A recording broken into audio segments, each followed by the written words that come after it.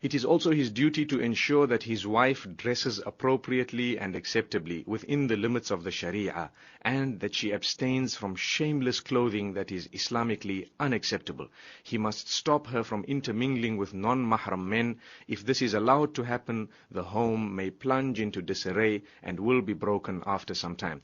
Now obviously, if we are facing a problem like this in our homes, let's understand that to solve it, we must not start screaming and shouting and make 10 problems out of one, as I always say, but rather we should employ methods that will be effective, and we should speak to them in a polite manner. Obviously, at times you need to put your foot down a little bit, but try not to be too harsh, because that might just crack that particular rib, as the hadith of Rasulullah sallallahu alaihi wasallam has said.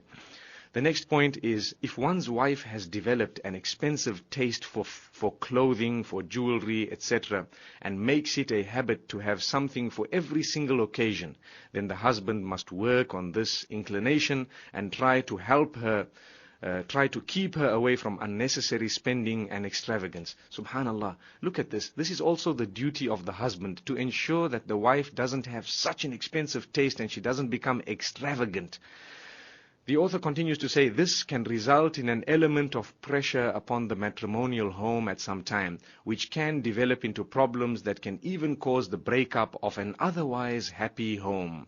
At times, in order to deal with such a problem, one may find it beneficial to mention related incidents of other people, or the stories of the past, the examples of the pious, and possibly mention of the hereafter. The next point the author mentions, he says, one must live with utmost love and affection with his wife and children. Being overtly harsh or vicious in the home creates a cat and mouse relationship, resulting in hatred and the snatching away of the blessings. This too can lead to the breakup of the home. The next point, in the case of a dispute, whether with one's wife or between one's wife and mother or family members, one should employ the most effective and affectionate methods of resolving such a dispute. Again, in order to do this, one must make sure that his method does not result in further disputes. Disputes should never be allowed to grow, nor should resolving them be delayed.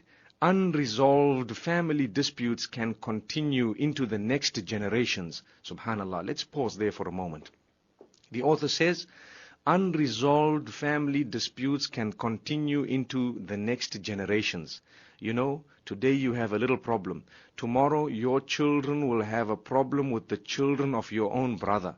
And so on. The cousins will not get along with each other just because of a small misunderstanding that was not resolved between yourselves. So it is your Islamic duty. You want to ensure that the ummah is in one piece, you make sure that you are in one piece with your family. You make sure that you solve your problems. The author continues to say, unresolved family disputes can continue into the next generations and have a very bad and unfortunate effect on the children's lives with their blood relatives.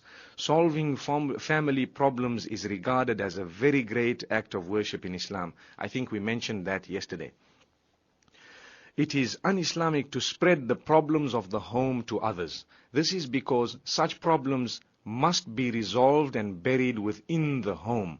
Problems must not be discussed in the presence of young children, for it will be an unnecessary burden on them and will definitely affect them adversely. Today, unfortunately, and I'm actually going to expand on this, today, unfortunately, what happens, we find the mother will actually call her little children, 5 years old, 8 years old, 10 years old, and tell them that, what, your daddy is very bad and he's a nasty man and he is not a good person at all, and, this is what he's been doing. So that will develop a hatred for their own father. Imagine. Do you think Allah will be happy with that?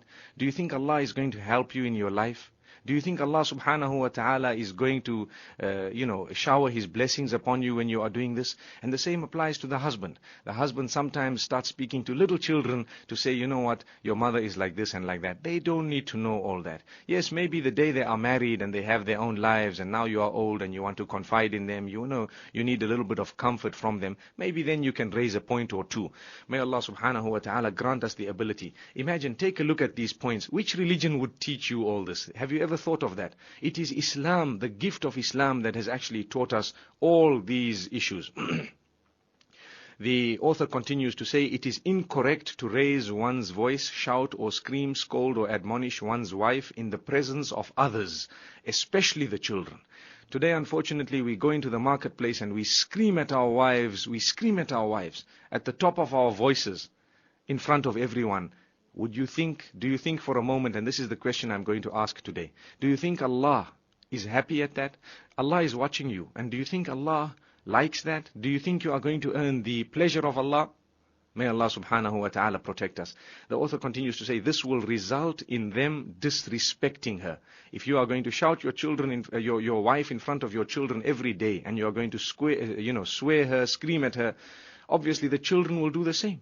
You will find one day you walk into the home, your son will be swearing his own mother. But where did he learn that? He learned it from you, because you've been doing it all day. Now he is doing it as well.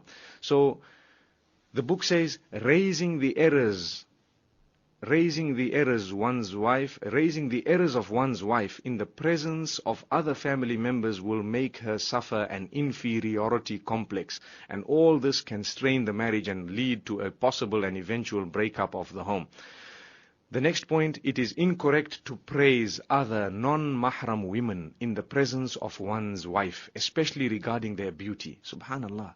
Imagine Islam teaches you this. You are going to praise the beauty of another woman who's not related to you in any way and say, you know what, that woman, she looks so nice, this is what she does, her food is so good, etc., etc. If you are going to do all this, listen to what the author says. He says, doing so will hurt her feelings and cause a heartache. She may begin to feel useless and might even doubt her husband, which will cause the worst of unwanted problems. La ilaha illallah. Imagine Allah subhanahu wa ta'ala is teaching this to us through Rasulullah sallallahu alayhi wasallam.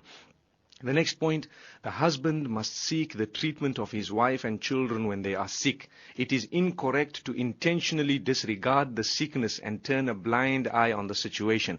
One must, according to his means, ensure the good health of his family. Sometimes what the men do, oh, she's sick, all right, we'll see, we'll go to the doctor tomorrow. Still after a week, if you're still feeling like this, then we'll see if we can go to the doctor. That is not correct. That is un-Islamic. She is sick, the children are sick, deal with it as soon as you can. That is what Allah subhanahu wa ta'ala has asked you to do. The next point, it is a major sin to unnecessarily suspect one's wife of infidelity or betrayal.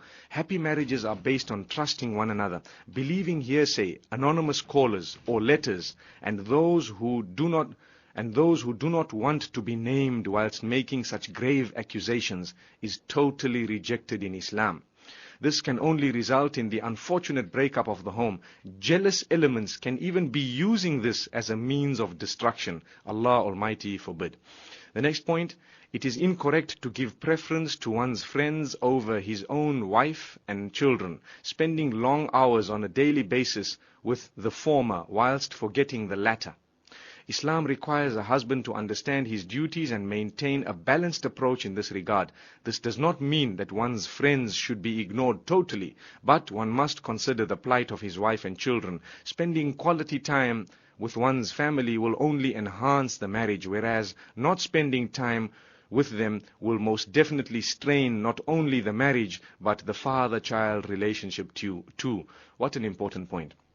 The last point that is mentioned here, he says, it is incorrect to abstain from discussion and communication with one's wife and children for no reason.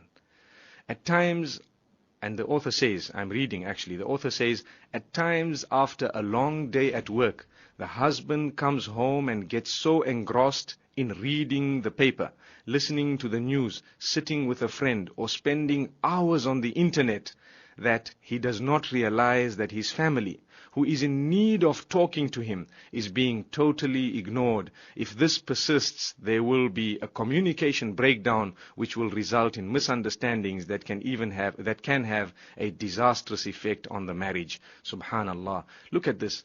Allah subhanahu wa ta'ala has taught this to us in this beautiful religion of Islam. And the author ends by saying, besides these rights and guidelines, there are still many more that have been mentioned in some specialized books. We have only mentioned the most relevant and important points here.